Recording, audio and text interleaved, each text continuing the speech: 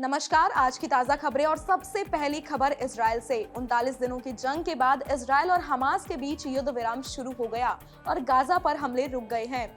ये cease fire 4 दिन के लिए है, जिसके बदले हमास किश्तों में 50 बंधक रिहा करेगा और इजराइल जेल में कैद 150 महिलाओं और बच्चों को रिहाई देगा। लेकिन सीज फायर से ऐन पहले इजराइल के लड़ाकू विमानों ने एक अस्पताल समेत 300 ठिकानों पर बम बरसाए। इस बीच कतर ने बताया कि अब हर दिन राहत का सामान लेकर 200 ट्रक गाजा में जाएंगे, जिसमें खाने पीने के अलावा ईंधन भी होगा। उत्तराखंड की उत्तरकाशी टनल में ड्रिलिंग का काम फिर से शुरू हो गया। 13 दिन से टनल के दूसरे हिस्से में 41 मजदूर फंसे हुए हैं।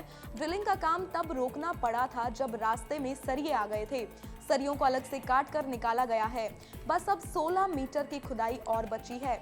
उसके बाद एक मोटा पाइप मजदूरों तक पहुंचाया जाएगा और उन्हें निकाला जाएगा।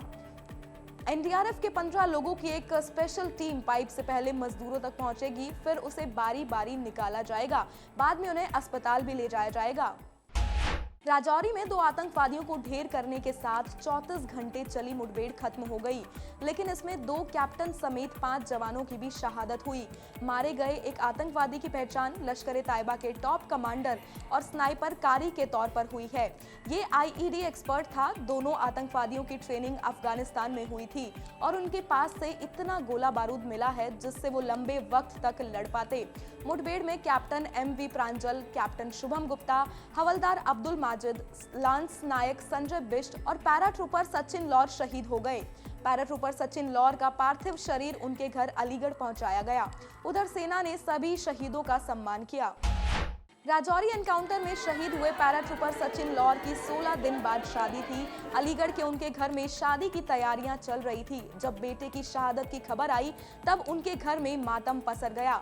उनके बूढ़े माँ बाप का रो रो कर बुरा हाल है। सचिन लौर अलीगढ़ के पास नगलिया गौरेला गांव के रहने वाले थे। कतर में सजाए मौत के खिलाफ भारतीय नौसेना के 8 पूर्व अफसरों की अर्जी मंजूर कर ली गई है। वहां की एक अदालत ने कहा कि उनकी बात जरूर सुनी जाएगी। हालांकि ये सुनवाई कब होगी ये नहीं बताया गया है। कतर ने जासूसी के संगीन इल्जाम में इंडियन नेवी के 8 पूर्व अफसरों को 25 मार्च को गिरफ्तार कर लिया था और 26 अक्टूबर को उन्हें मृत्यु दंड सुना दिया था। भारत सरकार ने उस वक्त इस फैसले पर काफी हैरानी जताई थी। ये सभी पूर्व नौसैनिक अल धारा कंपनी में काम कर रहे थे।